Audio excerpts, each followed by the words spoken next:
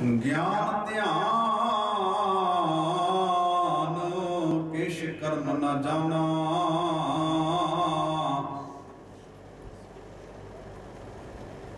नाहे न निर्मल करनी।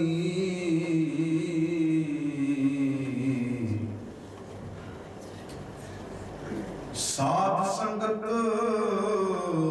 कै चलावो,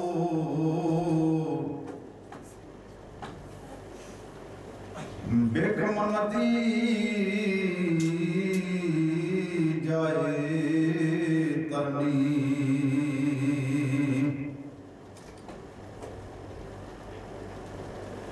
वाहिगुरु साहिब जीओ,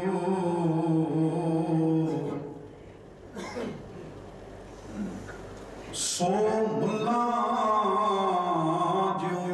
जो मन स्यों लरै, सो मुल्ला जो मन स्यों लरै। गुरे उपदेश काल स्यों जुरै, काल पुरख का मर्दे मान।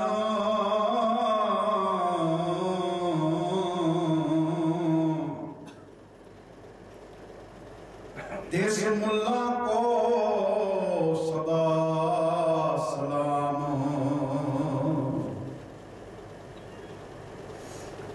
है हजूर कद दूर बताओ, बंदर बांधो सुंदर पावो। है हजूर कद दूर बताओ,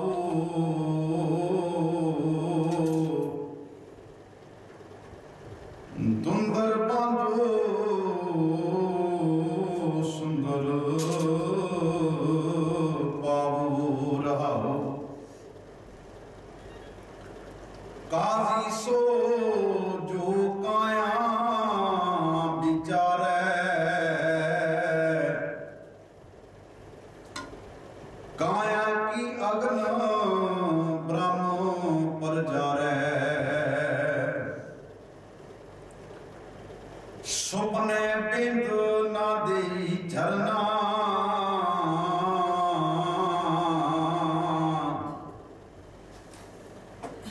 तिस काजी को जरा ना मरना। सो सुल्तान जो दोए सरताने, बाहर जाता भीतर आने। गगन मंडल में लश्कर करे,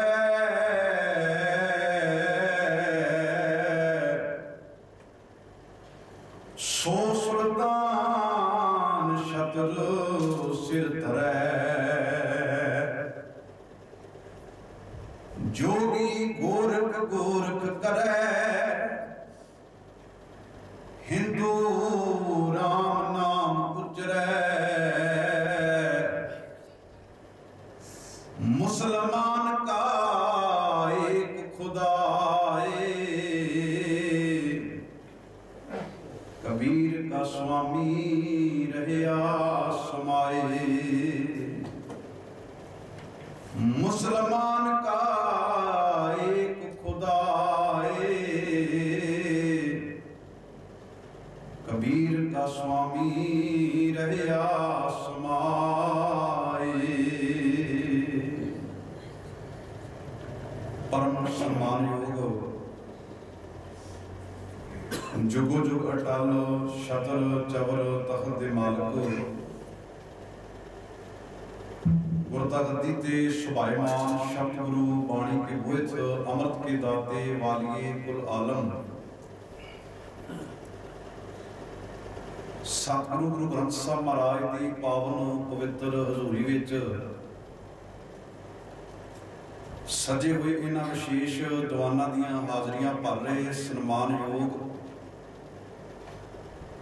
सत्कारयोग गुरु प्यारे गुरु सवारे सत संगी जनों अकाल पुरख वाहिगुरू जी की बख्शिश के सदका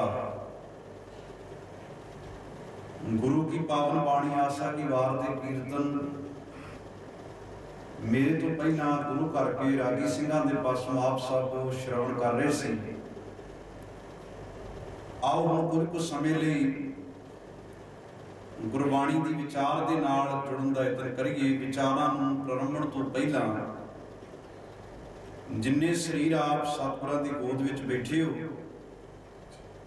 दर घर की मर्यादा नूं मुख रखदियां गुरु बख्शी फतेह प्रवान करनी जी। वाहिगुरू जी का खालसा वाहिगुरू जी की फतेह। पावन शब्द जिसका पाठ मैं आप जी दे नाल साझा कीता है, ये मुबारक शब्द भगत कबीर साहब की रचना तो उच्चारण किया होया गुरु ग्रंथ साहब महाराज के मुबारक अंक 1159 उत्ते सुभाईमान है। कबीर साहब ने अज के इस पावन शब्द विच बहुतांत अंदर जिहड़ियां उदाहरणां वरतियां ने उन्होंने काजी मुल्ला जिहड़े मुसलमान मत की रहनुमाई करते हैं उन्हां दीयां उदाहरणां दे के कुछ उपदेश दिता है। भावें कि ये हदायत भगत जी ने एक मुल्ला नूं भी कीती है, एक काजी नूं भी कीती है, पर क्योंकि भावें कबीर साहब ने बेशक काजी नूं कुछ उपदेश दिता होवे जां मुल्ला नूं जां गुरु ग्रंथ साहब की बाणी दे विच पर्टिकुलर किसी पंडित नूं मुखातब होके गुरुदेव ने गल भी क्यों ना आखी होवे, पर सतगुर दा उपदेश साडे लई भी बिल्कुल उदां ही है जिद्दां एक काजी लई है, जिद्दां एक मुल्ला दे लई है। हुण इहदे नाल भगत कबीर साहब ने इस पावन शब्द विच रब नूं रमिया होया भी दर्शाया है। उन्होंने पहला उन्होंने फिलॉसफी का भी जिक्र किया है, जिवें जोगी की मनते हैं, जोगियां की सोच की है, वो समाधियां क्यों ला के बैठते हैं। इदां ही हिंदू जिहड़ा है वो मुख तो राम नाम कहता है ते मुसलमान एक खुदा नूं मनदा है। कबीर साहब अपना फैसला भी देंदे ने कि मैं किस खुदा नूं मनदा हां ते उहदा टिकाणा कित्थे है। आशा की वार अंदर एक तुसीं हर रोज बोल महाराज की बाणी दा पढ़दे हो, उहदे विच सतगुर ने सारे मतां दी तकरीबन गल कीती है। जिवें जोगियां बारे आख्या जोगी शुन ध्यावन जेते अलख नाम करतार सूखम मूरत नाम निरंजन काया का आकार ते बोले रखिया सी हिंदू सलाही सलाहन दर्शन रूप उपार। शुरू होता है मुसलमाना सिफत शरीयत पढ़ पढ़ करें विचार। मुसलमान शरा की सिफत करता है ते ओदा ये विचार है कि बंदा ही वो है जिहड़ा शरा की बंदी विच पैंदा है।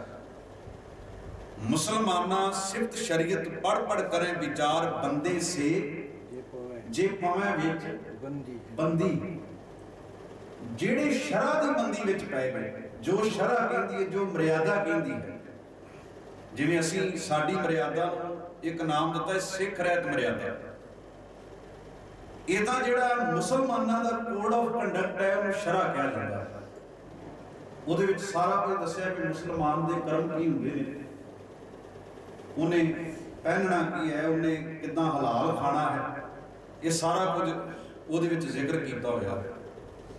सतगुर ने उन्हां दीयां उदाहरणां दित्तियां, कहते मुसलमाना सिफत शरीयत पढ़ पढ़ करे विचार बंदे से जे पवें विच बंदी देखण को दीदार। हिंदुआं दी गल आ कि कहंदे हिंदू सलाही सलाहन दर्शन रूप अपार। हिंदू सलाह करते ने, सिफत करते ने, दर्शन करते ने मूर्तियां दे। हिंदू सलाही सलाहन दर्शन रूप अपार तीर्थ नामै अर्चा पूजा। अगरवास बहकार वो तीर्थां ते नहाउंदे ने, मूर्तियां दी पूजा करते ने। तीर्थ नाम है अर्चा पूजा अगरवास बहकार, जोगी शुन ध्यावन जेते, अलख नाम करतार, सूक्ष्म मूर्त नाम निरंजन, काया का आकार। अगली सतगुरु ने बचन रखा, कहते सतियां मन संतोख उपजै, देना कै विचार, दे दे मंगे सहसा गुना शोभ करे संसार। सारे ਜਿਹੜੇ ਲੋਕ ਜਿਹੜਾ ਵਰਤਾਰਾ ਗੁਰੂ ਨਾਨਕ ਸਾਹਿਬ ਮਹਾਰਾਜ ਦੇ ਸਾਹਮਣੇ ਵਾਪਰ ਰਿਹਾ ਸੀ, ਗੁਰਦੇਵ ਨੇ ਉਹਦਾ ਜ਼ਿਕਰ ਕਰ ਦਿੱਤਾ। ਅੱਜ ਦੇ ਇਸ ਪਾਵਨ ਸ਼ਬਦ ਵਿੱਚ ਭਗਤ ਕਬੀਰ ਸਾਹਿਬ ਨੇ ਜਿਹੜੀ ਰਹਾਉ ਵਾਲੀ ਪੰਕਤੀ ਰੱਖੀ, ਉਹ ਕਹਿੰਦੇ ਨੇ ਹੈ ਹਜ਼ੂਰ। ਹਜ਼ੂਰ ਦਾ ਮਤਲਬ ਕੀ ਹੁੰਦਾ ਹੈ? ਹਾਜ਼ਰੀ ਵਿੱਚ। ਜਿਵੇਂ ਆਪਾਂ ਗੁਰੂ ਗ੍ਰੰਥ ਸਾਹਿਬ ਦੀ ਹਜ਼ੂਰੀ ਵਿੱਚ ਬੈਠੇ, ਆਪਾਂ ਦੂਰ ਨਹੀਂ ਬੈਠੇ, ਪਰ ਹਾਂ ਇਹ ਵੀ ਗੱਲ ਨਾਲ ਹੈ ਵੀ ਹਜ਼ੂਰੀ ਇਕੱਲੀ ਸਰੀਰ ਦੀ ਨਹੀਂ ਚਾਹੀਦੀ, ਬਲਕਿ ਬੰਦੇ ਦੇ ਮਨ ਦੀ ਵੀ ਚਾਹੀਦੀ ਹੈ। ਕਈ ਵਾਰ ਬੰਦਾ ਸਰੀਰ ਕਰਕੇ ਹਾਜ਼ਰ ਹੁੰਦਾ ਹੈ, ਪਰ ਵਿਚਾਰਾਂ ਕਰਕੇ, ਮਨ ਕਰਕੇ ਹਾਜ਼ਰ ਨਹੀਂ ਹੁੰਦਾ। ਤੇ ਗੁਰਦੇਵ ਨੇ ਸਾਨੂੰ ਖਾਸ ਤੌਰ ਤੇ ਹਦਾਇਤ ਦਿੱਤੀ ਹੈ ਵੀ ਗੁਰ ਸਭਾ ਇਹ ਨਾ ਪਾਈਐ, ਨਾ ਨੇੜੈ ਨਾ ਦੂਰ, ਨਾਨਕ ਸਤਿਗੁਰ ਤਾਂ ਮਿਲਿਆ ਜਾਂ ਮਨ ਰਹੇ ਹਜ਼ੂਰ। ਜੇ ਮਨ ਉਹਦੀ ਹਜ਼ੂਰੀ ਵਿੱਚ ਹੈ, ਮਨ ਉਹਦੇ ਦਰ ਉੱਤੇ ਹਾਜ਼ਰ ਹੈ, ਤੇ ਤੈਨੂੰ ਗੁਰੂ ਦੀ ਪ੍ਰਾਪਤੀ ਹੋਵੇਗੀ। ਜੇ ਮਨ ਹੀ ਹਾਜ਼ਰ ਨਹੀਂ ਹੈ ਤੇ ਸਰੀਰ ਦੀ ਹਾਜ਼ਰੀ ਦਾ ਵੀ ਕੋਈ ਬਹੁਤਾ ਲਾਭ ਨਹੀਂ ਹੈ। ਹੁਣ ਸ਼ਬਦ ਇੱਥੇ ਵਰਤਿਆ ਹੈ ਹਜ਼ੂਰ। ਕਬੀਰ ਸਾਹਿਬ ਮੁੱਲਾ ਨੂੰ ਕਹਿੰਦੇ ਨੇ, ਕਾਜ਼ੀ ਨੂੰ ਕਹਿੰਦੇ ਨੇ, ਜਿਹੜਾ ਵੀ ਧਰਮ ਦਾ ਉਪਦੇਸ਼ਕ ਹੈ ਮੁਸਲਮਾਨ ਮਤ ਦਾ, ਉਹ ਇਹ ਕਹਿੰਦਾ ਹੈ, ਉਹਨੇ ਇਹ ਪ੍ਰਚਾਰਿਆ ਹੈ ਕਿ ਅੱਲਾ ਜਿਹੜਾ ਹੈ ਉਹ ਕਿਸੇ 7ਵੇਂ ਅਸਮਾਨ ਦੇ ਉੱਤੇ ਬੈਠਾ ਹੋਇਆ, ਉਹ ਬਹੁਤ ਦੂਰ ਹੈ। ਹੁਣ ਇਹ ਭਰਮ ਸਾਨੂੰ ਵੀ ਹੋ ਸਕਦਾ ਹੈ, ਕੱਲੀ ਮੁਸਲਮਾਨਾਂ ਦੀ ਗੱਲ ਥੋੜਾ ਹੈ ਵੀ ਜੇ ਮੁਸਲਮਾਨ ਇਹ ਮੰਨੇ ਕਿ ਰੱਬ ਜਿਹੜਾ ਹੈ ਉਹ 7ਵੇਂ ਅਸਮਾਨ ਦੇ ਉੱਤੇ ਹੈ, ਇਹਦਾ ਮਤਲਬ ਹੈ ਉਹ ਤੇ ਬਹੁਤ ਦੂਰ ਹੈ, ਉਹਦੀ ਪਹੁੰਚ ਸਾਡੇ ਤੋਂ ਬਹੁਤ ਦੂਰ ਹੋ ਗਈ ਜਿਹੜਾ 7ਵੇਂ ਅਸਮਾਨ ਉੱਤੇ ਜਾ ਕੇ ਬਹਿ ਗਿਆ।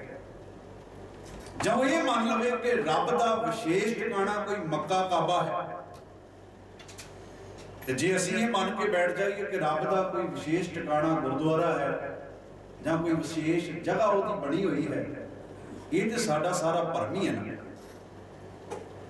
ਹੁਣ ਸਵਾਲ ਕੀਤਾ, ਉਹ ਕਹਿੰਦੇ ਹੈ ਹਜ਼ੂਰ, ਰੱਬ ਹੈ ਤੇ ਹਜ਼ੂਰ ਕਤ ਦੂਰ ਬਤਾ, ਕਿ ਤੂੰ ਕਿਉਂ ਉਹਨੂੰ ਦੂਰ ਦੱਸ ਰਿਹਾ ਵੀ ਉਹ ਬਹੁਤ ਦੂਰ ਬੈਠਾ ਹੋਇਆ ਕਿਤੇ।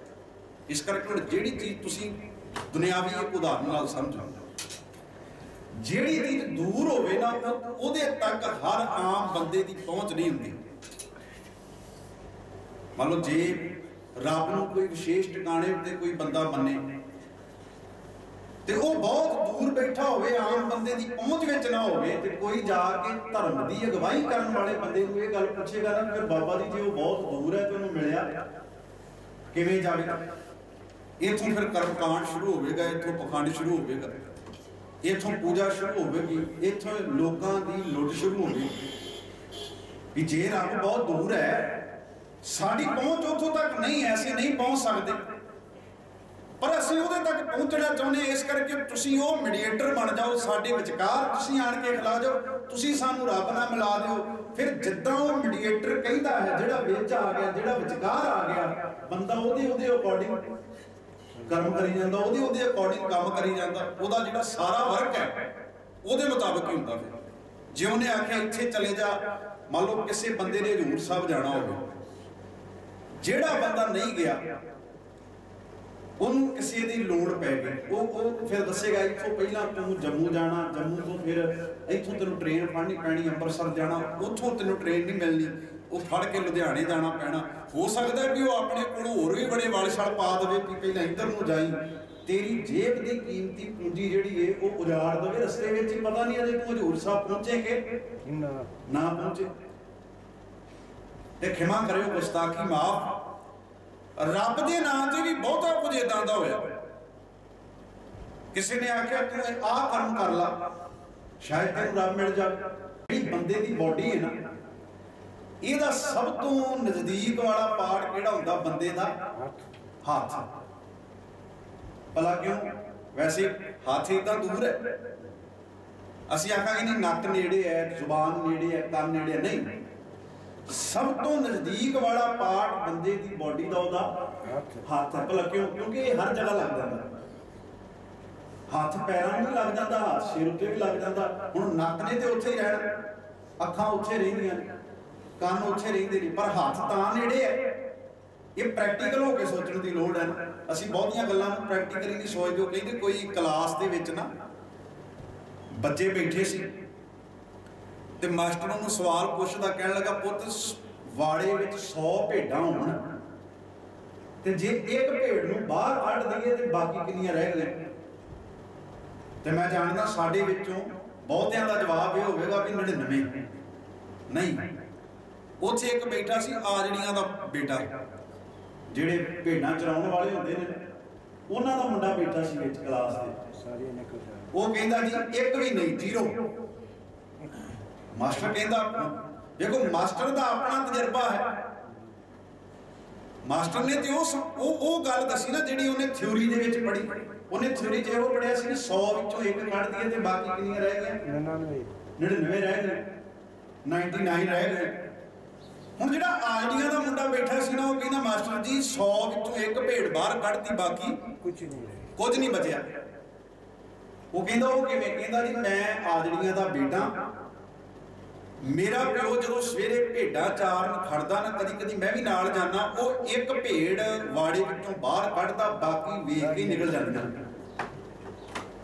ਇਹਨੂੰ ਕਹਿੰਦੇ ਨੇ ਪ੍ਰੈਕਟੀਕਲੀ, ਤਜਰਬੇ ਵਿੱਚੋਂ ਕੋਈ ਗੱਲ ਸਾਂਝੀ ਹੋਣੀ। ਹੁਣ ਉਹ ਕਹਿੰਦੇ ਨੇ ਕਿ 100 ਕਬੂਤਰ ਬੈਠਾ ਸੀ ਤਾਰ ਦੇ ਉੱਤੇ, ਗੋਲੀ ਚੱਲੀ, ਇੱਕ ਮਰ ਗਿਆ, ਬਾਕੀ ਕਿੰਨੇ ਰਹਿ ਗਏ? ਕੋਈ ਵੀ ਨਹੀਂ, ਕਿਉਂਕਿ ਬਾਕੀ ਖੜਾਕ ਨਾਲ ਉੱਥੋਂ ਤਾਰ ਤੋਂ ਉੱਡ ਗਏ। ਸੋ ਇਹ ਪ੍ਰੈਕਟੀਕਲੀ ਗੱਲ ਹੁੰਦੀ ਹੈ। ਹੁਣ ਪ੍ਰੈਕਟੀਕਲੀ ਬੰਦੇ ਦਾ ਹੱਥ ਜਿਹੜਾ ਹੈ ਉਹ ਬਾਡੀ ਦੇ ਨੇੜੇ ਹੈ, ਸਰੀਰ ਦੇ ਨੇੜੇ ਹੈ, ਤੇ ਹੱਥ ਤੋਂ ਵੀ ਰੱਬ ਜਿਹੜਾ ਹੈ ਉਹ ਨੇੜੇ, ਉਹ ਦੂਰ ਨਹੀਂ ਹੈ। ਕਹਿ ਰਵਿਦਾਸ ਹਾਥ ਪੈ ਨੇੜੇ।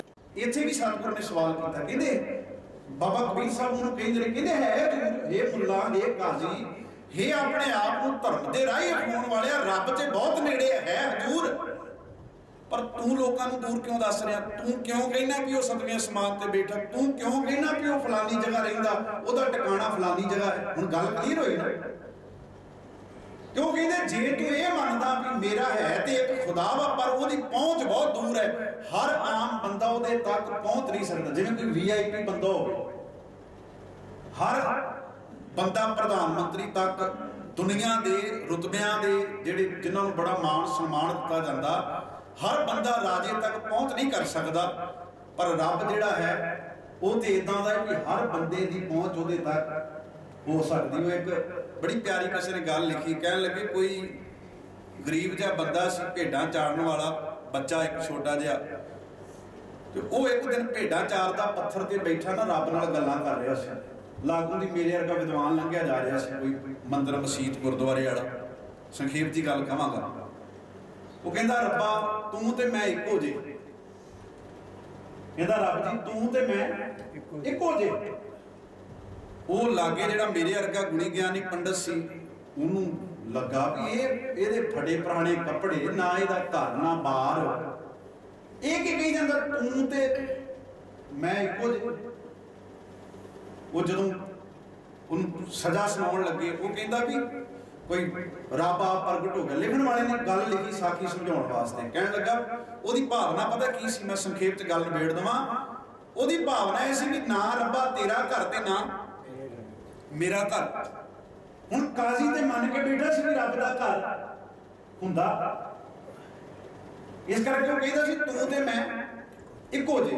ਖੈਰ ਹੁਣ ਸਤਿਗੁਰ ਨੇ ਵਾਕ ਰੱਖੇ, ਕਹਿੰਦੇ ਹੈ ਹਜ਼ੂਰ, ਰੱਬ ਹੈ ਤੇ ਹਜ਼ੂਰ ਹੈ, ਪਰ ਤੂੰ ਦੂਰ ਦੱਸਦਾ। ਦੇਖੋ ਬਾਣੀ ਚੋਰ ਵਾਕ ਸਾਂਝੇ ਕਰਦੇ, ਈਬੈ ਬੀਠਲ ਉਬੈ ਬੀਠਲ ਬੀਠਲ ਬਿਨ ਸੰਸਾਰ ਨਹੀਂ। ਇਹ ਜਗ ਸੱਚੇ ਕੀ ਹੈ ਕੋਠੜੀ, ਸੱਚੇ ਕਾ ਵਿੱਚ ਆਵਾਸ। ਓਏ ਸੱਚੇ ਦੀ ਕੋਠੜੀ ਹੈ ਤੇ ਸੱਚੇ ਦਾ ਵਾਸ ਵੀ ਇਹਦੇ ਵਿੱਚ ਹੀ, ਉਹ ਦੂਰ ਤੇ ਕਿਤੇ ਬੈਠਾ ਹੀ ਹੈ। ਹਜ਼ੂਰ ਕਦ ਦੂਰ ਬਤਾਵੋ, ਕਬੀਰ ਸਾਹਿਬ ਜੀ ਫਿਰ ਮਿਲੀਏ ਕਿਵੇਂ ਉਹਨੂੰ? ਅਗਲਾ ਸਵਾਲ ਇਹ ਹੈ। ਹੁਣ ਕਈ ਵਾਰ ਨਾ ਵੇਖੋ ਤੁਸੀਂ, ਕੁਝ ਚੀਜ਼ਾਂ ਨੇੜੇ ਪਈਆਂ ਹੋਈਆਂ ਵੀ ਬੰਦੇ ਨੂੰ ਨਜ਼ਰ ਨਹੀਂ ਆਉਂਦੀਆਂ। ਕਈ ਚੀਜ਼ਾਂ ਬਹੁਤ ਨੇੜੇ ਪਈਆਂ ਹੁੰਦੀਆਂ, ਬੰਦੇ ਨੂੰ ਚੇਤਾ ਭੁੱਲ ਜਾਵੇ, ਧਿਆਨ ਵਿੱਚੋਂ ਨਿਕਲ ਆਵੇ। ਕਈ ਵਾਰ ਬੰਦਾ ਕਈ ਚੀਜ਼ਾਂ ਲੱਭਦਾ ਫਿਰਦਾ ਘਰ ਦੇ, ਸਾਰਾ ਘਰ ਫੋਲ ਮਾਰਦਾ, पर चीज़ वो जेब में पई हुंदी, वो बाद च मत्थे ते हत्थ मारदो। है तो मेरे कोल ही सी। इनू पंजाबी दे विच एक कहावत कही जाती, कुछड़ कुड़ी ते शहर ढंडोरा। वो कोई माई वो कुछड़ कुड़ी चुकी फिरदी सी, दुकान तो सौदा लिया, चेता भुल गया कि कुड़ी मेरे कुछड़ है, मैं चुकी हुई। बड़ी बार साडे नाल इदां हो जांदा ना कि कई चीज़ां बंदे दे सामने पईआं हुंदियां, मां पुੱਤ नूं कहंदी भी सामने ते तेरे चीज़ पई ते तैनूं दिसदा क्यों नहीं। वो कहता बस ख्याल चो निकल गया, मैं इधर उधर भटकदा रहा, है तो कोल ही सी, है तो सामने पई सी, दिसी नहीं। हुण कबीर साहब कहते हैं भी रब ते नेड़े है, पर जिवें ना रौला पैंदा होवे कई चीज़ां दा, रौले दे विच जिथे बहुत ज़्यादा रौला होवे, एक कहावत है कि जिहड़े ढोल ने ना दूरों वजदे सोहणे लगदे ने, जदों नेड़े आउंदे ने की बन जांदे ने, शोर बन जांदे ने, रौला बन जांदे ने। हुण जदों रौला बहुत ज़्यादा होवे ते कई बार कुछ आवाज़ां सुणदियां नहीं, रौला उच्ची होवे, फिर कई बार काम की जिहड़ी गल हुंदी है वो बंदे नूं सुणदी नहीं है। हुण वेखो सतगुरु की कहंदे ने, कहंदे दुंदर बंद हो। दुंदर का मतलब पता की है? दुंदर का मतलब होंदा रौला। इनू मारू सोलियां दे विच गुरु नानक साहब ने आख्या सी, दुंदर दूत बिहावले। कहंदे दूत ने, इन्हां दा रौला बहुत है। दूत किहड़े ने? काम, क्रोध, लोभ, मोह, हंकार। इन्हां दा शोर शराबा इन्ना है। हुण भीड़ दा शोर शराबा होवे ते उत्थे कोई बंदा सियाणी गल करदा होवे ते भीड़ दे शोर शराबे विच सियाणी गल सुणदी नहीं है। हुण कबीर साहब कहंदे ने दुंदर बंद हो, कहंदे दुंदर बन ला। दुंदर की कहंदे ने? दुंदर कहंदे ने शोर शराबे नूं। कहंदे जेड़े तेरे अंदर दे विकार शोर शराबा पाउंदे ने ना, उच्ची उच्ची बोलदे ने, जे तू इनू बन लवें, इन्हां नूं बन्नण दा भाव है इन्हां नूं अपने कंट्रोल विच कर लवें। दुंदर दूत बिहावले। गुरु नानक साहब महाराज कहते हैं खिंचो तान करें बेताले। ते ये वो भूत ने जिहड़े बंदे दी खिंचो तान करते हैं। खिंचो तान करें बेताले। बेताले का अर्थ हुंदा जिहड़े ताल विच नहीं हन, जिहड़े एक मर्यादा विच नहीं हन। ये भूत जिहड़े शोर शराबा पाउंदे ने, इन्हां नूं अपने कंट्रोल विच कर ला। दुंदर बंद हो, सुंदर पाओ। कबीर साहब कहंदे दुंदर बन ला, रौला पाउण वाले विकारां नूं बन ला ते रब मिल जाऊ। बस इन्ना की दूर है। बुल्ले ने आख्या ना, बुल्लिया रब दा की पाउणा, इधरों पुट्टना ते इधर लाउणा। गल इहो ही कि पुट्टिया नहीं जांदा, क्योंकि अजे मन साडा होर बने। सतगुरु गुरु नानक महाराज ने रामकली राग विच भी एक इदां दा शब्द रखिया। वो कहंदे उंदर दुंदर। उंदर कहंदे ने चूहे। कहंदे चूहे ने मेरे कोल जिहड़े रौला पाउंदे ने। उंदर दुंदर पास तरीजै। जिहड़े चूहे रौला पाउण वाले ने, इन्हां नूं टका, इन्हां नूं सांभ ला ते रब दी प्राप्ति कोई औखी गल नहीं। धुर की सेवा राम रवीजै। ते आख्या नानक नाम मिलै किरपा कीजै। ते फिर उहदी किरपा हुंदी है ते रब दे नाम दी प्राप्ति हो जाती है। सो रब पाउणा कोई औखा नहीं। सतगुरु महाराज का जिहड़ा शब्द आपां विचार रहे हैं, सतगुरु कहते हैं है हजूर, है दूरी है। कद दूर बतावो, तू मैनू क्यों दस रहा कि सतवें आसमान ते है। ते कबीर साहब फैसला दिंदे, कहंदे दुंदर बंदो सुंदर पावो। दुंदर बन ला, रौला पाउण वालियां इन्हां विकारी बिरतियां नूं बन ला, सुंदर पावो। पहला वचन कहंदे सो मुल्ला। मुल्ला किहनूं कहंदे ने? मुसलमान मत विच मुल्ला एक बड़ा सत्कारयोग अहुदा है। जिहड़ा पंडित है वो हिंदू मत विच है। ये तां इस्लाम विच मुल्ला उहनूं कहा जाता है जिहड़ा ज्ञान दे नाल भरपूर है, जिहड़ा जानण वाला है। सतगुरु महाराज कहंदे सो मुल्ला। अच्छा मुल्ला जिहड़े हुंदे सी ना, ये लोकां नूं प्रेर के धर्म युद्ध वाले बन्ने भी लैके जाते सी। कई मुल्लां दे ऐसे होए ने जिहड़े आप भी अगे हो के धर्म युद्धां दे विच लड़दे रहे ने। एक लम्मा इतिहास है, किते आपां फिर साझा करांगे कि किवें इतिहास विच ਅਜਿਹੀਆਂ ਘਟਨਾਵਾਂ ਵਾਪਰੀਆਂ ਨੇ, ਸਾਡੇ ਨਾਲ ਵੀ ਵਾਪਰੀਆਂ ਨੇ ਕਿ ਜਦੋਂ ਮਹਾਰਾਜਾ ਰਣਜੀਤ ਸਿੰਘ ਦਾ ਰਾਜ ਸੀ, ਜਦੋਂ ਸਿੱਖ ਰਾਜ ਸੀ, ਤੇ ਉਹਨੂੰ ਤਬਾਹ ਕਰਨ ਲਈ ਕਿਵੇਂ ਮੁੱਲਾ ਲਲਕਾਰ ਪਾਉਂਦੇ ਨੇ ਨਬੀ ਦੀ ਉਮਤ ਨੂੰ ਕਿ ਤੁਸੀਂ ਉਸ ਹਜ਼ਰਤ ਦੀ ਉਮਤ ਹੋ ਤੇ ਤੁਹਾਡੇ ਉੱਤੇ ਇੱਕ ਸਿਖੜਾ ਰਾਜ ਕਰਕੇ ਬੈਠਾ। ਬੜਾ ਕੁਝ ਐਸਾ ਇਤਿਹਾਸ ਦੇ ਵਿੱਚ ਵਾਪਰਿਆ ਹੋਇਆ। ਮੁੱਲਾ ਕਿਹਨੂੰ ਕਹਿੰਦੇ ਨੇ? ਮੁੱਲਾ ਕਹਿੰਦੇ ਨੇ ਜਿਹੜਾ ਗਿਆਨੀ ਹੈ, ਜਿਹੜਾ ਗਿਆਨ ਦੇਣ ਵਾਲਾ। ਹੁਣ ਗਿਆਨ ਕਿਹਨੂੰ ਦਿੰਦਾ ਹੈ? ਉਪਦੇਸ਼ ਕਿਹਨੂੰ ਦਿੰਦਾ ਹੈ? ਹੁਣ ਮੇਰੇ ਵਰਗਾ ਸਾਡੀ ਵੀ ਗੱਲ ਕਿ ਉਪਦੇਸ਼ ਕਿਹਨੂੰ ਦਿੰਦਾ ਹੈ? ਦੂਜਿਆਂ। ਤੇ ਸਤਿਗੁਰ ਨੇ ਇੱਥੇ ਮੁੱਲਾਂ ਦੀ ਪਰਿਭਾਸ਼ਾ ਦਿੱਤੀ, ਕਹਿ ਲਗੇ ਸੋ ਮੁੱਲਾ ਜੋ ਮਨ ਸਿਉ ਲੜੈ। ਮੁੱਲਾ ਕੌਣ ਹੈ? ਗਿਆਨੀ ਕੌਣ ਹੈ? ਜਿਹੜਾ ਆਪਣੇ ਮਨ ਨਾਲ ਲੜਦਾ। ਅੱਛਾ, ਸਭ ਦੂਜਿਆਂ ਨਾਲ ਲੜਨਾ ਬਹੁਤ ਸੌਖਾ, ਤੁਸੀਂ ਨਿੱਕੀ ਨਿੱਕੀ ਗੱਲ ਤੇ ਲੜ ਸਕਦੇ ਹੋ, ਪਰ ਸਭ ਤੋਂ ਔਖਾ ਆਪਣੇ ਮਨ ਨਾਲ ਲੜਨਾ। ਅੱਜ ਦਾ ਜਿਹੜਾ ਪਾਵਨ ਵਾਕ ਆਇਆ ਉਹਦੇ ਵਿੱਚ ਵੀ ਗੁਰੂ ਅਰਜਨ ਸਾਹਿਬ ਨੇ ਗੱਲ ਆਖੀ, ਆਤਮ ਜਿਣੈ। ਉੱਥੇ ਸੂਰਮੇ ਦੀ ਗੱਲ ਕੀਤੀ, ਜਾਂ ਕੋ ਹਰ ਰੰਗ ਲਾਗੋ ਇਸ ਜੁਗ ਮੈਂ ਸੋ ਕਹੀਤ ਹੈ ਸੂਰਾ। ਹੁਣ ਸੂਰਮੇ ਦਾ ਕੰਮ ਕੀ ਹੁੰਦਾ? ਲੜਨਾ ਹੀ ਹੁੰਦਾ ਨਾ। ਸੂਰਮਾ ਲੜਦਾ ਜੰਗੇ ਮੈਦਾਨ ਵਿੱਚ। ਗੁਰੂ ਅਰਜਨ ਸਾਹਿਬ ਕਹਿੰਦੇ ਨੇ ਵੀ ਸੋ ਕਹੀਤ ਹੈ ਸੂਰਾ ਕਿਹੜਾ? ਕਹਿੰਦੇ ਆਤਮ ਜਿਣੈ, ਜਿਨੇ ਆਪਣੇ ਆਪੇ ਨੂੰ ਜਿੱਤਿਆ। ਦੁਨੀਆ ਜਿੱਤਣੀ ਆਸਾਨ ਹੈ, ਪਰ ਆਪਣਾ ਆਪਾ ਜਿੱਤਣਾ ਬਹੁਤ ਮੁਸ਼ਕਲ ਹੈ। ਆਤਮ ਜਿਣੈ ਸਗਲ ਵਸ ਤੱਕ, ਦੁਨੀਆ ਨੂੰ ਧੱਕੇ ਨਾਲ ਕਾਬੂ ਵਿੱਚ, ਕੰਟਰੋਲ ਵਿੱਚ ਕਰਨਾ। ਕਿਸੇ ਮੁਲਕ ਨੂੰ, ਕਿਸੇ ਖਿੱਤੇ ਨੂੰ ਬੰਦਾ ਫੌਜਾਂ ਦੇ ਸਿਰ ਉੱਤੇ ਕੰਟਰੋਲ ਕਰ ਲੈਂਦਾ, ਕਹਿੰਦੇ, ਪਰ ਆਪਣੇ ਆਪੇ ਨੂੰ ਵੀ ਕਾਬੂ ਕਰਨਾ। ਆਤਮ ਜਿਣੈ ਸਗਲ ਵਸ ਤੱਕ, ਉਹਨੇ ਸਾਰਾ ਕੁਝ ਆਪਣੇ ਵਸ ਵਿੱਚ ਕਰ ਲਿਆ। ਇਹ ਵਸ ਵਿੱਚ ਹੈ ਵੀ ਜੇ ਮੈਂ ਚਾਹਾਂ ਤੇ ਕ੍ਰੋਧ ਆਵੇਗਾ, ਜੇ ਮੈਂ ਚਾਹਾਂ ਤਾਂ ਕ੍ਰੋਧ ਨਹੀਂ ਆਵੇਗਾ। ਕਿੱਡੀ ਵੱਡੀ ਗੱਲ ਹੈ ਵੀ ਸੂਰਮੇ ਨੂੰ ਜੇ ਉਹ ਚਾਹਵੇ ਤੇ ਕ੍ਰੋਧ ਆਵੇਗਾ, ਨਹੀਂ ਤੇ ਦੁਨੀਆ ਦੀ ਕੋਈ ਤਾਕਤ ਉਹਦੇ ਅੰਦਰ ਕ੍ਰੋਧ ਪੈਦਾ ਨਹੀਂ ਕਰ ਸਕਦੀ। ਅਸੀਂ ਕਈ ਵਾਰ ਵੇਖੋ ਕੀ ਕਹਿੰਦੇ ਆ, ਸਾਡੀਆਂ ਮੁਸ਼ਕਲਾਂ ਕੀ ਨੇ? ਅਸੀਂ ਕਹਿੰਦੇ ਜੀ ਸਾਨੂੰ ਫਲਾਣਾ ਬੰਦਾ ਪਰੇਸ਼ਾਨ ਕਰਦਾ।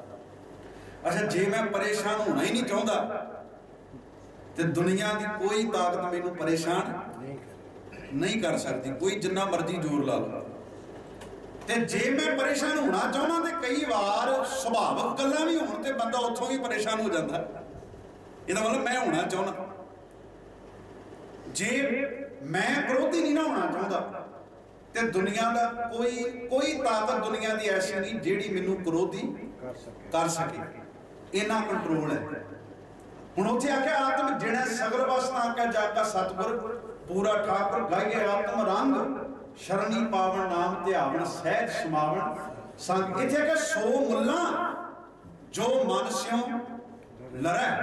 ਮੁੱਲਾ ਉਹ ਹੈ ਜਿਹੜਾ ਆਪਣੇ ਮਨ ਨਾਲ ਲੜਦਾ। ਗਿਆਨੀ ਉਹ ਹੈ, ਮੌਲਵੀ ਉਹ ਹੈ ਜਿਹੜਾ ਆਪਣੇ ਮਨ ਨਾਲ ਲੜਦਾ। ਗੁਰੂ ਨਾਨਕ ਸਾਹਿਬ ਨੇ ਹੋਰ ਵੀ ਇੱਕ ਵਾਕ ਰੱਖਿਆ, ਕਹਿੰਦੇ ਸੋ ਮੁੱਲਾ ਜੋ ਮਲੂਨ ਨਿਵਾਰੇ। ਸੋ ਮੁੱਲਾ ਮਲੂਨ ਨਿਵਾਰੇ, ਜਿਨੇ ਆਪਣੇ ਅੰਦਰ ਦੀ ਮੈਲ ਨੂੰ ਦੂਰ ਕਰ ਲਿਆ, ਜਿਹਨੇ ਸ਼ੈਤਾਨ ਨੂੰ ਦੂਰ ਕਰ ਲਿਆ। ਮਲੂਨ ਨਿਵਾਰਿਆ, ਸ਼ੈਤਾਨ ਜਿਹਨੇ ਅੰਦਰੋਂ ਕੱਢ ਦਿੱਤਾ। ਅੱਛਾ, ਬੰਦਾ ਕਹਿੰਦਾ ਬਾਹਰੋਂ ਸ਼ੈਤਾਨ ਆਉਂਦੇ ਨੇ। ਇਸਲਾਮ ਵਿੱਚ ਇਹਨਾਂ ਗੱਲਾਂ ਨੂੰ ਬੜਾ ਮੰਨਿਆ ਜਾਂਦਾ ਕਿ ਫਲਾਨੀ ਜਗ੍ਹਾ ਤੋਂ ਸ਼ੈਤਾਨ ਆਉਂਦੇ ਨੇ, ਕੋਈ ਜਿਹੜਾ ਉਹ ਘੇਰਾ ਪਾਉਂਦਾ ਉਹਨਾਂ ਤੋਂ ਖੁਦਾ ਬਚਾਉਂਦਾ। ਮਨ ਹੀ ਬੰਦੇ ਦਾ ਸ਼ੈਤਾਨ ਹੈ, ਜਿੰਨਾ ਮਨ ਸ਼ੈਤਾਨ ਹੈ ਇੰਨੇ ਕੋਈ ਕਿਹੜਾ ਬਾਹਰੋਂ ਸ਼ੈਤਾਨ ਆ ਰਿਹਾ। ਕਹਿੰਦੇ ਸੋ ਮੁੱਲਾ ਮਲੂਨ ਨਿਵਾਰੇ। ਮੁੱਲਾ ਉਹ ਜਿਹਨੇ ਸ਼ੈਤਾਨ ਨੂੰ ਦੂਰ ਕਰ ਦਿੱਤਾ। ਦੇਖੋ ਕਿੱਡੇ ਪਿਆਰੇ ਵੇਖ ਨੇ। ਕਹਿੰਦੇ ਸੱਚ ਕਮਾਵੇ ਸੋਈ ਕਾਜੀ, ਜਿਹਨੇ ਸੱਚ ਕਮਾ ਲਿਆ ਉਹ ਕਾਜ਼ੀ ਹੋ ਗਿਆ। ਜੋ ਦਿਲ ਸੋਧ ਹੈ, ਜਿਨੇ ਦਿਲ ਸੋਧ ਲਿਆ ਸੋਈ ਹਾਜੀ। ਹਾਜੀ ਉਹ ਨਹੀਂ ਜਿਹੜਾ ਹੱਜ ਕਰਨ ਜਾਂਦਾ, ਉਹ ਪਹਿਲਾਂ ਨਹਾਉਂਦਾ ਹੈ। ਕਈ ਤਰ੍ਹਾਂ ਦੇ ਉਹ ਪਹਿਲਾਂ ਜਿਹੜਾ ਉਹ ਕਰਮ ਕਰਦਾ ਹੱਜ ਕਰਨ ਤੋਂ ਪਹਿਲਾਂ, ਆਪਣੇ ਸਿਰ ਦੇ ਵਾਲਾਂ ਨੂੰ ਮੁੰਡਨ ਕਰਾਉਂਦਾ, ਇੱਕ ਚਿੱਟਾ ਵਸਤਰ ਪਹਿਨਦਾ। ਸਤਿਗੁਰੂ ਕਹਿੰਦੇ ਸਿੱਖ ਵੀ ਹਾਜੀ ਹੈ। ਕਿਵੇਂ ਹਾਜੀ ਹੈ? ਕਹਿੰਦੇ ਬੋਲ ਰੱਖਿਆ ਸੱਚ ਕਮਾਵੇ ਸੋਈ ਕਾਜੀ, ਜੋ ਦਿਲ ਸੋਧੈ ਸੋਈ ਹਾਜੀ। ਜਿਨੇ ਦਿਲ ਨੂੰ ਸੋਧ ਲਿਆ ਉਹ ਕੌਣ ਹੈ? ਹਾਜੀ ਹੋ ਗਿਆ, ਉਹਨੇ ਹੱਜ ਕਰ ਲਿਆ। ਜੋ ਦਿਲ ਸੋਧੈ ਸੋਈ ਹਾਜੀ। ਅਗਲਾ ਵਾਕ ਰੱਖਿਆ ਸੋ ਮੁੱਲਾ ਮਲੂਨ ਨਿਵਾਰੈ। ਉਹ ਮੁੱਲਾ ਜਿਨੇ ਸ਼ੈਤਾਨ ਨੂੰ ਦੂਰ ਕਰ ਲਿਆ। ਤੇ ਮਹਾਰਾਜ ਗੁਰੂ ਗ੍ਰੰਥ ਸਾਹਿਬ ਦੀ ਬਾਣੀ ਵਿੱਚ ਬਾਬਾ ਕਬੀਰ ਸਾਹਿਬ ਅੱਜ ਕੀ ਕਹਿ ਰਹੇ ਨੇ? ਕਹਿੰਦੇ ਸੋ ਮੁੱਲਾ ਜੋ ਮਨ ਸਿਉ ਲੜੈ ਗੁਰ ਉਪਦੇਸ਼। ਗੁਰੂ ਦੇ ਉਪਦੇਸ਼ ਨਾਲ ਲੈਸ ਹੋ ਕੇ, ਕਾਹਦੇ ਉਪਦੇਸ਼ ਨਾਲ? ਗੁਰੂ ਦੇ ਉਪਦੇਸ਼ ਨਾਲ। ਉਹਨੇ ਕੀ ਕੀਤਾ? ਕਹਿੰਦੇ ਗੁਰ ਉਪਦੇਸ਼ ਕਾਲ ਸਿਉ ਜੁਰੈ। ਕਾਲ ਮੌਤ ਦਾ ਟਾਕਰਾ ਕੀਤਾ ਉਹਨੇ। ਆਹ ਹੈ ਮੁੱਲਾਂ ਦੀ ਨਿਸ਼ਾਨੀ। अगला वाक, गुर उपदेश काल स्यूं जुड़े, काल पुरख का मरदे मान। उन्हें काल दे मौत दे मान नूं मिट्टी विच मिला के रख दिता। काल पुरख का मरदे मान। ते कबीर साहब कहते दिस मुल्ला को सदा सलाम। उस मुल्ला नूं मैं सदा नमस्कार करदा। ये है मुल्ला जिहड़ा मौत नाल लड़े। अगला बचन, काजी सो। काजी कौन है? काजियां दा काम की हुंदा सी? काजी धार्मिक फैसले करते हुंदे सी। जिहड़ियां मुसलमानां दियां उन्हां समयां विच अदालतां हुंदियां सी ना, ਉਹਦੇ जज नूं काजी कहा जाता सी। ਇਹ ਵਾਕ ਤੁਸੀਂ ਬਹੁਤ ਵਾਰ ਸੁਣਿਆ ਹੋਵੇਗਾ, ਕਾਜ਼ੀ ਹੋਏ ਰਿਸ਼ਵਤੀ ਵੱਡੀ ਲੈ ਕੇ ਹੱਕ ਗਵਾਈ।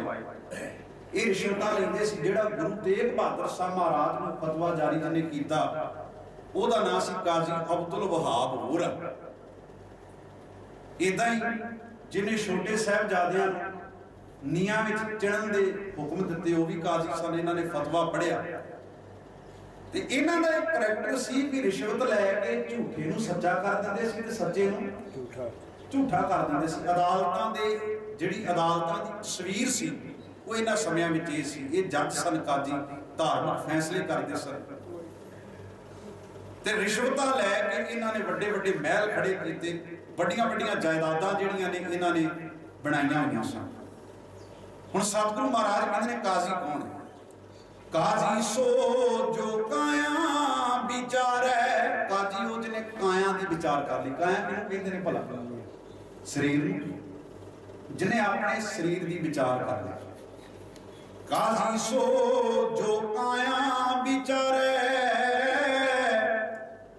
काया की अगन ब्रह्म प्रचारै। रब दे नाम नाल ਉਹਨੇ ਆਪਣੇ ਕਾਇਆ ਦੇ ਵਿਚਲੇ ਵਕਾਰਾਂ ਦੀ ਅਗਨ ਨੂੰ ਸਾੜ ਦਿੱਤਾ। ਆਹ ਹੈ ਕਾਜੀ ਦੀ ਪਰਿਭਾਸ਼ਾ। ਇਹ ਜੱਜ ਹਰ ਬੰਦਾ ਹੀ ਅੱਜ ਦੇ ਸਮੇਂ ਵਿੱਚ ਜੱਜ ਹੈ। ਕੱਲੇ ਕਾਜੀ ਦੀ ਗੱਲ ਨਾ ਕਰੀਏ, ਆਪਾਂ ਵੀ ਸਾਰੇ ਜੱਜ ਹੀ ਆ ਨਾ। ਹਰ ਬੰਦਾ ਇੱਕ ਦੂਜੇ ਨੂੰ ਜੱਜ ਕਰ ਰਿਹਾ ਅੱਜ ਦੇ ਸਮੇਂ ਵਿੱਚ। ਮੰਨ ਲਓ ਮੈਂ ਜੱਜ ਕਰ ਰਿਹਾ ਹੋਵਾਂਗਾ ਵੀ ਕਥਾ ਕੌਣ ਕੌਣ ਸੁਣ ਰਿਹਾ, ਤੁਸੀਂ ਜੱਜ ਕਰ ਰਹੇ ਹੋਵੋਗੇ ਵੀ ਕਿੱਦਾਂ ਕਰ ਰਿਹਾ। ਜੱਜਮੈਂਟ ਤੇ ਹਰ ਬੰਦਾ ਹੀ ਦੇ ਰਿਹਾ ਨਾ। ਹੁਣ ਸਤਿਗੁਰੂ ਕਹਿੰਦੇ ਜੱਜ ਕੌਣ ਹੈ, ਕਾਜ਼ੀ ਕੌਣ ਹੈ? ਕਾਜ਼ੀ ਸੋ ਜੋ ਕਾਇਆ ਵਿਚਾਰੇ, ਕਾਇਆ ਕੀ ਅਗਨ। ਕਾਇਆ ਦੀ ਅਗਨੀ, ਕਾਮ ਵਾਸ਼ਨਾ। ਕਿਉਂਕਿ ਜਦੋਂ ਬੰਦੇ ਕੋਲ ਪਦਾਰਥ ਹੁੰਦੇ ਨੇ ਇਹ ਚੀਜ਼ਾਂ ਵੀ ਨਾਲ ਆਉਂਦੀਆਂ ਨੇ। ਬੰਦਾ ਕਰੈਕਟਰ ਦੇ ਪੱਖੋਂ ਵੀ ਲੂਜ਼ ਹੋਣਾ ਸ਼ੁਰੂ ਹੋ ਜਾਂਦਾ, ਕਰੈਕਟਰ ਵੀ ਗਵਾ ਲੈਂਦਾ ਆਪਣਾ। ਸੋ ਸਤਿਗੁਰੂ ਨੇ ਇਸ਼ਾਰਾ ਦਿੱਤਾ, ਕਹਿੰਦੇ ਕਾਇਆ ਕੀ ਅਗਨ ਬ੍ਰਹਮ ਪ੍ਰਜਾਰੈ। ਸੁਪਨੇ ਬਿੰਦ ਨਾ ਦੇਈ ਝਰਨਾ। ਸੁਪਨੇ ਵਿੱਚ ਵੀ ਉਹਨੂੰ ਕਾਮ ਦਾ ਖਿਆਲ ਤੱਕ ਨਾ ਆਵੇ। ਸੁਪਨੇ ਬਿੰਦ ਨਾ ਦੇਈ ਝਰਨਾ। ਤਿਸ ਕਾਜ਼ੀ ਕੋ ਜਰਾ ਨਾ ਮਰਨਾ। ਉਹ ਕਾਜ਼ੀ ਮਰਦਾ ਨਹੀਂ, ਉਹਨੂੰ ਮੌਤ ਨਹੀਂ ਆਉਂਦੀ, ਸਰੀਰ ਦੀ ਨਹੀਂ ਜ਼ਮੀਰ ਦੀ ਮੌਤ ਹੁੰਦਾ। ਅਗਲਾ ਬਚਨ ਰੱਖਿਆ, ਸੋ ਸੁਲਤਾਨ। ਸੁਲਤਾਨ ਕਹਿੰਦੇ ਨੇ ਸੁਲਤਾਨ ਬਾਦਸ਼ਾਹ। ਬਾਦਸ਼ਾਹ ਕੀ ਕਰਦਾ? ਤੀਰ ਹੀ ਚਲਾਉਂਦਾ, ਦੂਜਿਆਂ ਨੂੰ ਮਾਰਦਾ, ਖਤਮ ਕਰਦਾ। ਹੁਣ ਕਹਿੰਦੇ ਸੁਲਤਾਨ ਦੀ ਪਰਿਭਾਸ਼ਾ ਕੀ ਹੈ? ਸੋ ਸੁਲਤਾਨ ਜੋ ਦੋਏ ਸਰ ਤਾਨੇ, ਦੋ ਤੀਰ ਚਲਾਵੇ। ਕਿਹੜੇ ਕਿਹੜੇ? ਕਹਿੰਦਾ ਗਿਆਨ ਦਾ ਤੇ ਵਿਰਾਗ ਦੇ ਦੋ ਤੀਰ। ਪਹਿਲਾ ਤੀਰ ਕਾਹਦਾ ਚਾਹੀਦਾ? ਗਿਆਨ ਦਾ। ਦੂਜਾ ਕਾਹਦਾ ਚਾਹੀਦਾ? ਵਿਰਾਗ ਦਾ। ਹੁਣ ਤੁਸੀਂ ਵੇਖੋ ਸੁਲਤਾਨ ਕਿੰਨਾ ਨਿਰਦਈ ਹੈ ਕਿ ਕਬਜ਼ਾ ਕਰਨ ਲਈ, ਕਿਸੇ ਉੱਤੇ ਆਪਣੀ ਹਕੂਮਤ ਕਰਨ ਲਈ ਨਾ ਤੇ ਉਹਦੇ ਕੋਲ ਸਮਝ ਹੈਗੀ ਤੇ ਲੋਕਾਂ ਨਾਲ ਜ਼ੁਲਮ ਇੰਨਾ ਕਰ ਰਿਹਾ ਵੀ ਅੱਖਾਂ ਦੇ ਸਾਹਮਣੇ ਬੰਦਿਆਂ ਨੂੰ ਚਰਵਾਈ ਜਾ ਰਿਹਾ, ਖਤਮ ਕਰਾਈ ਜਾ ਰਿਹਾ। ਭੂਰਾ ਜਿੰਨਾ ਵੀ ਵਿਰਾਗ ਨਹੀਂ ਅੰਦਰ ਪੈਦਾ ਹੋ ਰਿਹਾ ਕਿ ਮੈਂ ਕਰ ਕੀ ਰਿਹਾ। ਸਤਿਗੁਰੂ ਕਹਿੰਦੇ ਸੁਲਤਾਨ ਕੌਣ ਹੈ? ਸੋ ਸੁਲਤਾਨ ਜੋ ਦੋਏ ਸਰ ਤਾਨੇ, ਉਹ ਦੋ ਤੀਰ ਚਲਾਵੇ ਗਿਆਨ ਦੇ ਤੇ ਵਿਰਾਗ ਦੇ ਆਪਣੇ ਅੰਦਰ। ਬਾਹਰ ਜਾਤਾ ਭੀਤਰ ਆਣਾ। ਜਿਹੜਾ ਮਨ ਬਾਹਰ ਭਟਕਦਾ ਉਹ ਅੰਦਰ ਨੂੰ ਆਵੇ। ਅਗਲਾ ਵਾਕ ਬੜਾ ਕੀਮਤੀ, ਕਹਿੰਦੇ ਗगन ਮੰਡਲ ਮੈਂ ਲਸ਼ਕਰ ਕਰੇ। ਲਸ਼ਕਰ ਕਹਿੰਦੇ ਨੇ ਫੌਜਾਂ ਨੂੰ। ਜਿਹੜੀਆਂ ਫੌਜਾਂ ਨੇ ਗगन ਮੰਡਲ, ਗगन ਮੰਡਲ ਦਾ ਅਰਥ ਹੈ ਸੁਰਤ। गगन मंडल में लश्कर करे, सो सुल्तान छतर सिर धरै जेड़ा गगन मंडल विच लश्कर पैदा कर लवे। लश्कर कहते हैं फौजां नूं, फौजां काहदियां गुणां दियां फौजां इत्थे पैदा कर लवे। जिवें बाहर सुल्तान कोल फौजां हुंदियां ने ना, कबीर साहब कहते हैं सुल्तान हुआ जिहदे अंदर ज्ञान ते वैराग है। देखो कमाल की गल, देखो कोई राजा ऐसा होवे जिहड़ा अपनी प्रजा के प्रति समझ भी रखदा होवे ते नाल प्रजा के दर्द नूं भी महसूस करदा होवे, वैराग भी होवे उहदे अंदर। ते फिर फौज किहड़ी होवे उहदे कोल, कहंदे सुरत विच गुण होण। गगन मंडल में लश्कर करे सो सुल्तान छतर सिर धरै। मानो ऐसे सुल्तान के सिर उत्ते छतर रब ने आप धर दिता। ये छतर साडे गुरु साहब के सिर उत्ते धरिया गया। जदों गुरुदेव के बारे भाई सत्ता ते बलवंड कहते हैं, झुलै सो छत निरंजनी मल तख्त बैठा गुर हटिया। अखीरलियां पंक्तियां विच भगत कबीर साहब कहते हैं, जोगी गोरख गोरख करे। जोगी आपका गोरख गोरख करी जा रहा, गोरख की सिक्ख्या नूं फॉलो कर रहा। हिंदू राम नाम उचरे, हिंदू राम का नाम ली जा रहा, वो राम राम करी जा रहा। मुसलमान का एक खुदा है, मुसलमान एक खुदा नूं मनदा। कबीर साहब फिर तुसीं की करदे हो, गोरख की फिलासफी नूं मनदे हो, राम राम कहते हो कि एक खुदा नूं मनदे हो। कहते मैं ते उस स्वामी नूं मनदा, कबीर का स्वामी रहा समाए। मुसलमान का एक खुदाए, कबीर का स्वामी रहा समाए। कबीर का स्वामी हर एक जगह ते समाया होया मौजूद है। सो सतगुरु कृपा करन, पावन बाणी की विचार जिहड़ी है साडे सारियां दे जीवन का आधार आसरा बन जाए। ये सी भगत कबीर साहब जी के मुबारक शब्द के विचार। इन्हां विचारां नूं असीं सारियां ने गुरु चरणों में अरदास करके अपने अंदर भी लैके आना है। धन्यवाद सारियां दा। फतेह परवान आखो जी। वाहिगुरू जी का खालसा, वाहिगुरू जी की फतेह।